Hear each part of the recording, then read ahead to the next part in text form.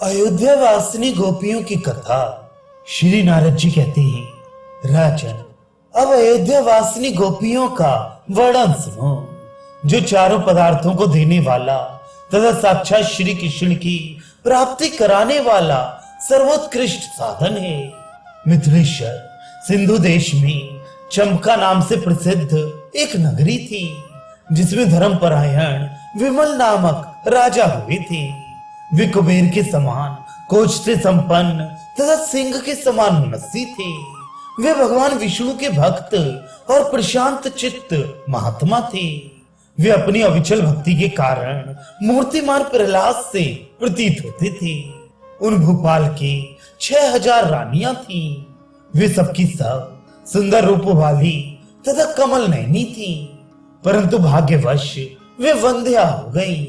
राजन, मुझे किस पुण्य से उत्तम संतान की प्राप्ति होगी, ऐसा विचार करते हुए राजा विमल के बहुत वर्ष व्यतीत हो गए। एक दिन उनके यहाँ मुनिवर याज्ञवल्क्य पधारे। राजा ने उनको प्रणाम करके उनका विधिवत पूजन किया और फिर उनके सामने वे विनीत भाव से खड़े हो गए। निरपति शिरोमणि राजा को चिंता से आकुल देख सर्वज्ञ सर्वविद तथा शांत स्वरूप महामुनि याज्ञवल्क्य ने उनसे पूछा। याज्ञवल्क्य बोले, राजन, तुम दुर्बल क्यों हो गए हो? तुम्हारे हृदय में कौन सी चिंता खड़ी हो गई है? इस समय तुम्हारे राज्य के 7 अंगों में तो कुशल मंगल ही दिखाई देता है। विमल ने कहा, ब्राह्मण, आप अपनी तपस्या एवं दिव्य दृष्टि से क्या नहीं जानते हैं? तथापि आपकी आज्ञा का गौरव मानकर मैं अपना कष्ट बता रहा हूँ। मुनि श्रेष्ठ, मैं संतानहीनता के दुख से चिंतित हूँ। कौन सा तप और दान करूं जिससे मुझे संतान की प्राप्ति हो? श्री नारद जी कहते हैं, विमल की यह बात सुनकर याज्ञवल्क्य मुनि के नेत्र ध्यान में स्थित हो गए। वे मुनि श्रेष्ठ भूत और वर्तमान का चिंतन करते हुए दीर्घ काल तक ध्यान में मग्न रहे। याज्ञवल्क्य बोले, राजेंद्र, इस जन्म में तो तुम्हारे भाग्य में पुत्र नहीं है, परंतु निरपश्रेष्ठ, तुम्हें पुत्रियां करोड़ों की संख्या में प्राप्त होंगी। राजा ने कहा, मुनींद्र, पुत्र के बिना कोई भी इस भूतल पर पूर्वजों के ऋण से मुक्त नहीं होता। पुत्रहीन के घर में सदा ही व्यथा बनी रहती है। उसे इस लोक या परलोक में कुछ भी सुख नहीं मिलता। याज्ञवल्क्य बोले, राजेंद्र, खेद ना करो, भविष्य में भगवान श्री कृष्ण का अवतार होने वाला है।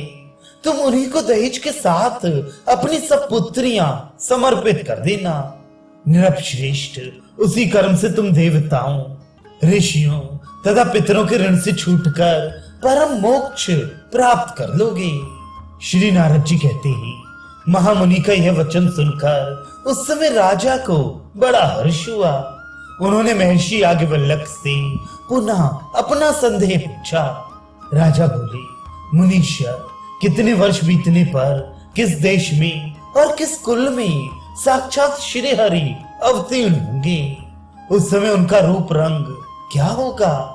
याज्ञवल्क्य बोले, महाबाहो, इस द्वापर युग के जो अवशेष वर्ष हैं, उन्हीं में तुम्हारे राज्यकाल से 115 वर्ष व्यतीत होने पर यादवपुरी मथुरा में यदकुल के भीतर भाद्रपद मास कृष्ण पक्ष बुधवार रोहिणी नक्षत्र हर्षण योग वृष लग्न ववकरण और अष्टमी तिथि में आधी रात के समय चंद्रोदय काल में, जबकि सब कुछ अंधकार से आच्छन्न होगा, वसुदेव भवन में देवकी के गर्भ से साक्षात श्री हरि का आविर्भाव होगा।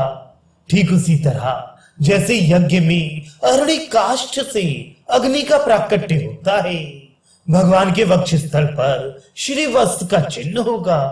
वे वनमाला से अलंकृत और अतीव सुंदर होंगे, पीतांबरधारी, कमल नयन तथा अवतार काल में चतुर्भुज होंगे। तुम उन्हें अपनी कन्याएं देना। तुम्हारी आयु अभी बहुत है, तुम उस समय तक जीवित रहोगे, इसमें संशय नहीं है।